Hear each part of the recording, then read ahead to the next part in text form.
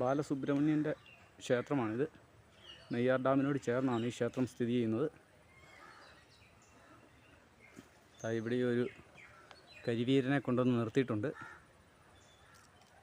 ഈ വലിയ ആലിൻ്റെ ചുവട്ടിലാണ് ഈ ക്ഷേത്രം സ്ഥിതി ചെയ്യുന്നത്.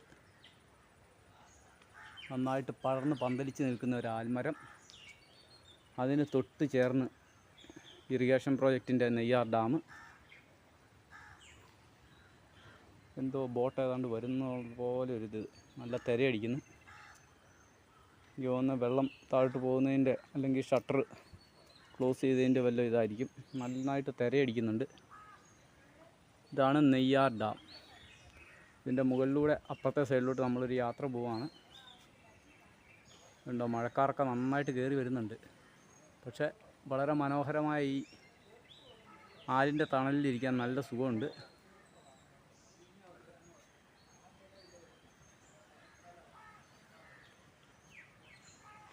അപ്പോൾ കുഞ്ഞിതേ ഇവിടെ കിടന്നു കഴിഞ്ഞു. വാ.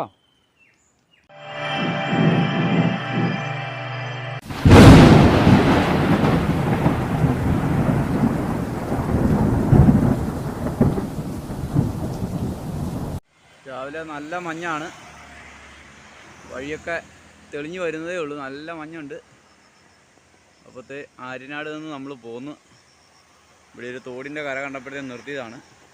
നല്ല തെളിഞ്ഞ കണ്ണീര് പോലത്തെ വെള്ളമൊക്കെ ഒഴുകുന്നുണ്ട്. സ്ട്രെയിറ്റ് റോഡിൽ നമ്മൾ പൊയ്ക്കൊണ്ടിരിക്കുകയാണ്. നല്ല മഞ്ഞുണ്ട്. അടിപൊളി. മലയോരം എന്ന് പറഞ്ഞാൽ ഇങ്ങനെ വേണം, മഞ്ഞൊക്കെ ആയിട്ട്. അപ്പോൾ നമ്മുടെ യാത്ര ശുഭകരമാകുന്നു എന്നാണ് തോന്നുന്നത്. നല്ല മഞ്ഞൊക്കെ ഉണ്ട്. മഞ്ഞൊക്കെ പിടിച്ച് മലയോരം കയറുവാണ്. അപ്പോൾ ഇനി അങ്ങോട്ട് കയറ്റങ്ങളാണ്. തള്ളി ഊപ്പാട് വരും.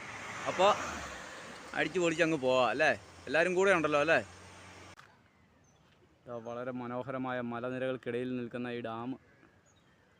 അവിടെ പൊന്മുടിയുടെ വലിയ കൊടുമുടികൾ കാണാം. മഞ്ഞ് മൂടി കിടക്കുകയാണ്. കാർമേഘങ്ങളാണെന്ന് തോന്നുന്നു. മഞ്ഞല്ല, കാർമേഘം.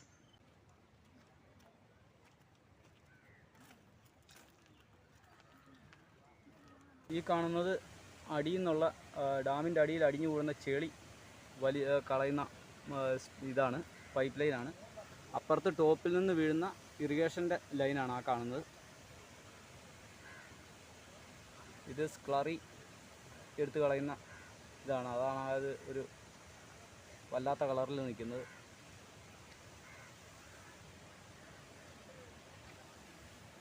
അപ്പോൾ ധാരാളം ഏരിയ ഉണ്ട് ഡാമിൻ്റെ താഴെ.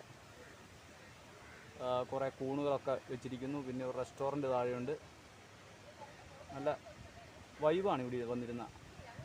അതുപോലെ തന്നെ നോക്കത്താ ദൂരത്തോളം മലനിരകൾ. കേരളത്തിൻ്റെ പശ്ചിമഘട്ട മലനിരകളാണ് കാണുന്നത്.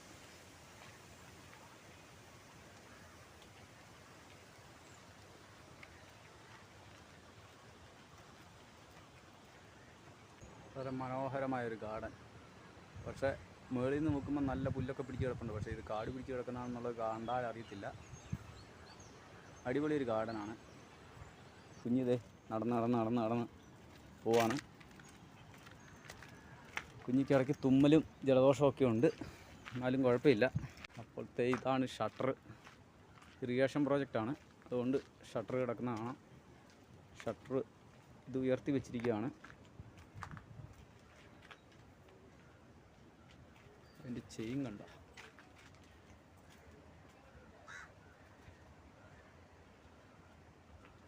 ഇനി മാറ്, ഗ്രീസ് പറ്റും.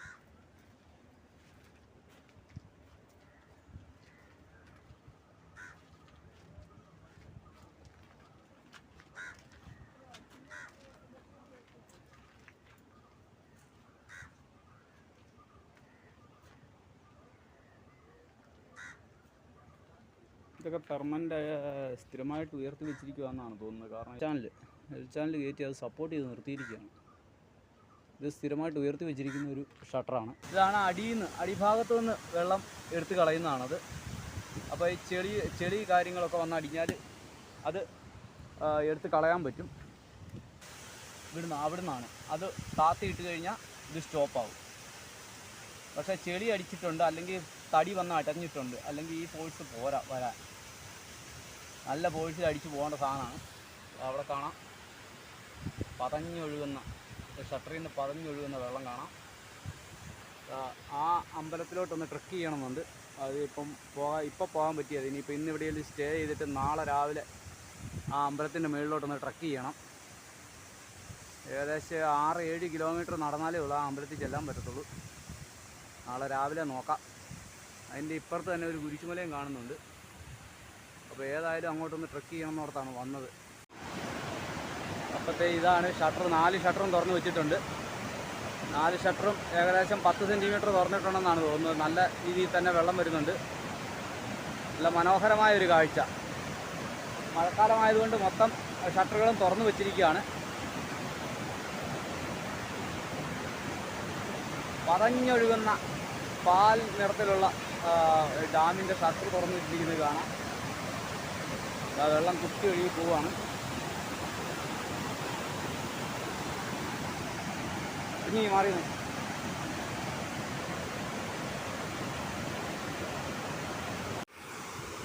ഇതാ ബട്ടർഫ്ലൈ വാൽവ് തുറന്നു വെച്ചിരിക്കുന്നത് കാണാം. ഇതിലാണ് ചെളിയെല്ലാം ഉണ്ടെങ്കിൽ ഇങ്ങനെ പോരുന്ന ഒരു ഭാഗമാണിത്. ഇത് ഡാമിൻ്റെ അടിഭാഗത്ത് നിന്നാണ് ഈ വെള്ളം വരുന്നത്.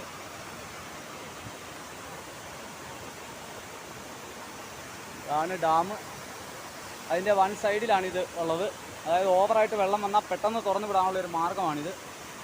അതുപോലെ തന്നെ അടിയിലുള്ള ചെടി കാര്യങ്ങളൊക്കെ പോകാൻ വേണ്ടിയുള്ളൊരു മാർഗ്ഗം.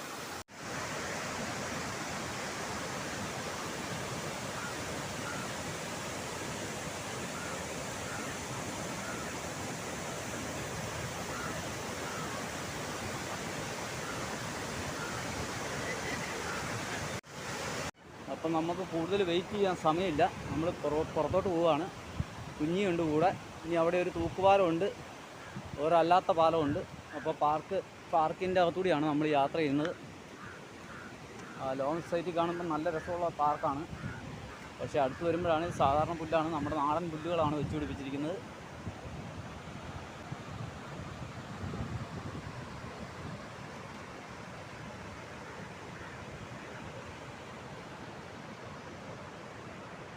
യൂത്തന്മാരെയാണല്ലോ പൊക്കുന്നത്. നമ്മൾ വയസ്സനായെങ്കിലും യൂത്തന്മാരല്ലേ നമ്മുടെ ബലം. പേരനവനെ? എൻ്റെ പേര് അതുൽ. സുജിൻ ചേട്ടൻ അനീന? അത് ശരി. ഇവിടെ 2 ഹെൽമെറ്റ് ധാരികൾ കൂടിയുണ്ട്. അവരുടെ ബൈക്കിലൊക്കെ കയറി കറക്കമായിരുന്നു. ഇവള് ആരെ കണ്ടാലും ബൈക്കിൻ്റെ പുറകെ ചാടി കയറുകയാണ്. അപ്പോൾ നെയ്യാർ ഡാമിൻ്റെ ഷട്ടർ തുറന്നിട്ടിരിക്കുന്നിടത്ത് തൂക്കുപാലം പോലെ ഒരു ഡിസൈൻ കൊടുത്തിരിക്കുന്ന ഏരിയയിലാണ് നമ്മളിവിടെ നിൽക്കുന്നത്. ഇത് കണ്ട. അപ്പോൾ പിള്ളേരെല്ലാം ഇവിടെ ഉണ്ട്. ഹെൽമെറ്റും വെച്ച് പിള്ളേർ റീൽസ് എടുക്കുമായിരുന്നു. അതിനിടയ്ക്കാണ് ഞങ്ങൾ പോയി അവരെ ഡിസ്റ്റർബ് ചെയ്തത്. ആ ഷെഡ് ഏതാ മോനെ? ആ നേരെ കാണുന്നത് ആണോ? വീടിൻ്റെ ടെറസാണോ? ടെറസ് കയറ്റിയിരിക്കുന്നു. അപ്പോഴത്തെ ഇതുവഴി ഞങ്ങൾ പിന്നെയും തിരിച്ച് അകത്തോട്ട് കയറുവാണ്. ഇവിടെ ഫൗണ്ടനൊക്കെ ഒന്ന് കണ്ടിട്ട് നേരെ ഇറങ്ങിപ്പോവാം.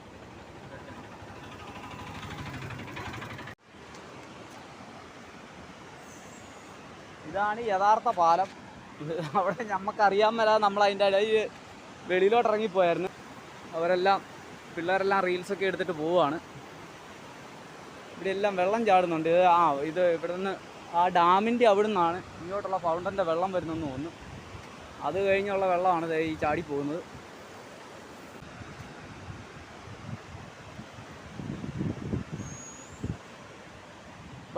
ബാ.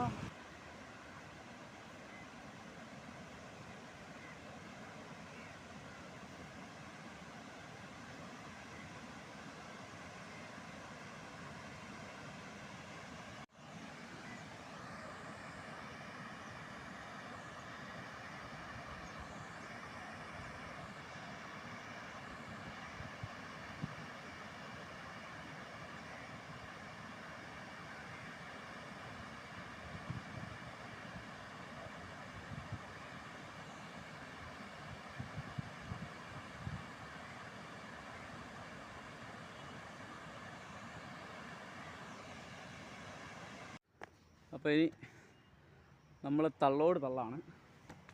നല്ല കയറ്റാണ്. ഈ കയറ്റം അങ്ങ് തള്ളി കയറ്റി കഴിയുമ്പോൾ ഏടം വരെ എത്തുമെന്ന് നോക്കാം.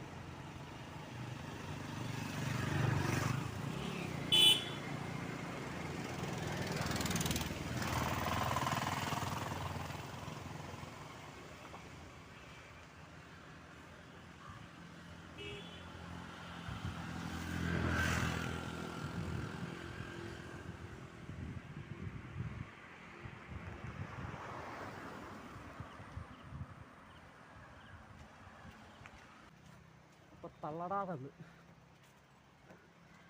വൈകിട്ടായിരുന്നു ഇവിടെ ടെൻ്റ് അടിക്കായിരുന്നു. അടിപൊളി ഒരു സ്ഥലം. താഴെ കൂടി ഒരു അരുവി ഒഴുകുന്ന സൗണ്ട് കേൾക്കാം.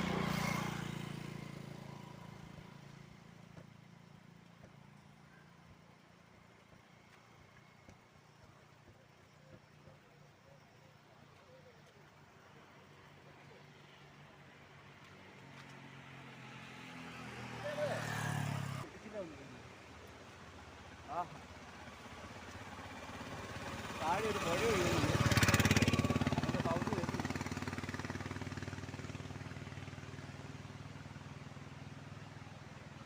ചെറിയൊരു അരുവി. അപ്പോൾ 10 മിനിറ്റ് റെസ്റ്റ്,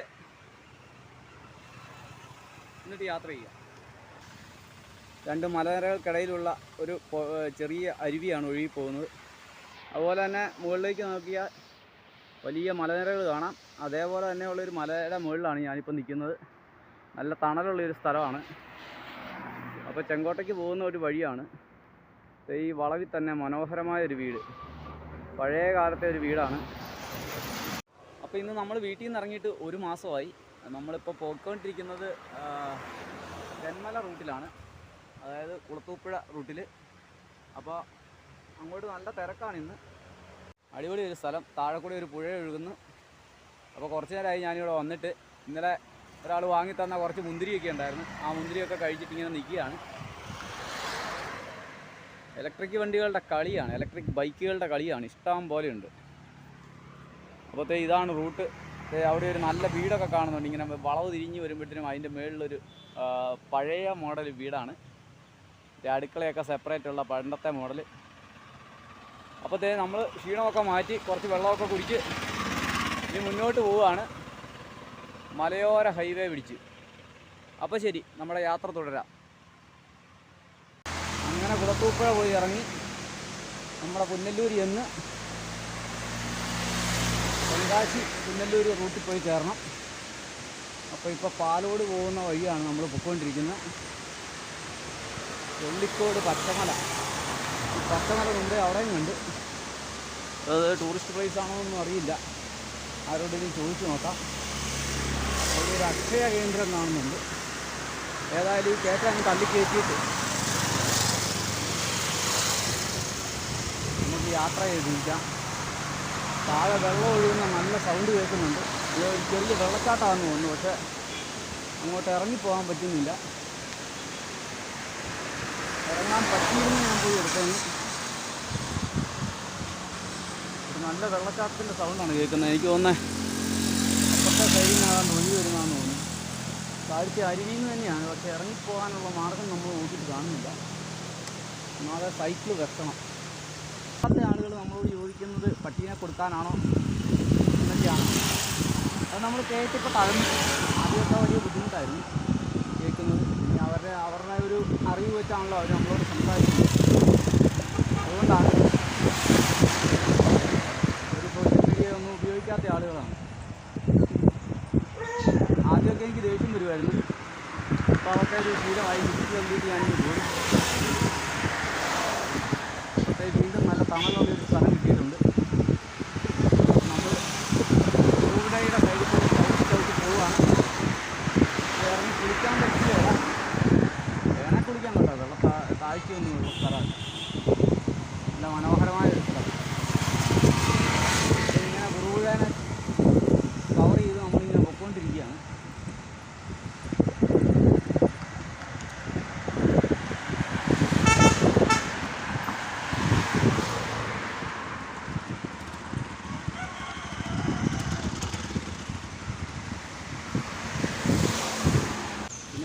നമുക്ക് സ്റ്റേ തപ്പണം.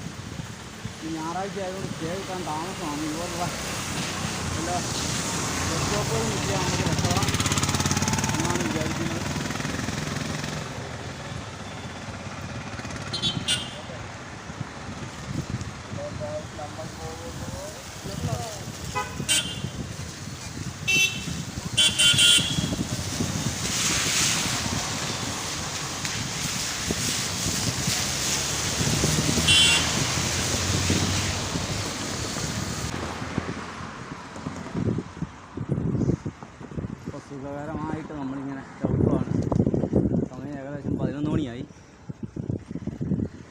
ഒന്നുമില്ല. വെയിലുണ്ടെങ്കിലും അത്ര വലിയ ചൂടില്ല, ചെറിയ തണുത്ത കാറ്റൊക്കെ ഉണ്ട്.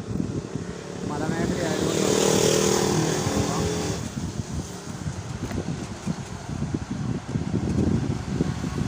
ഇതൊരു പാലം.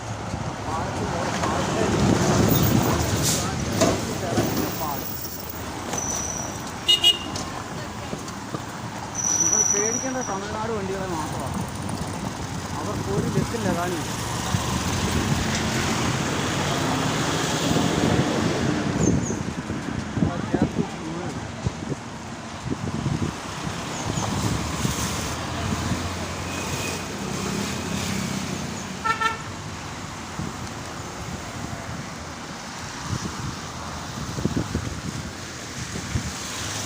വണ്ടി സൈഡാക്കി എന്നാ കാര്യം അറിയില്ല.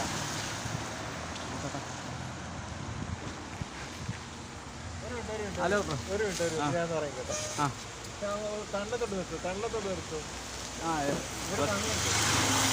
സൈഡിലാക്കാൻ പറ്റും. ഞാൻ പുറകോട്ട് വെക്കാവേ. ഒരു കാറ് നിർത്തിയിട്ടുണ്ട്. എന്നാ കാര്യം നോക്കട്ടെ. നമുക്ക് പതിയെ മാറ്റാൻ പറ്റത്തുള്ളൂ.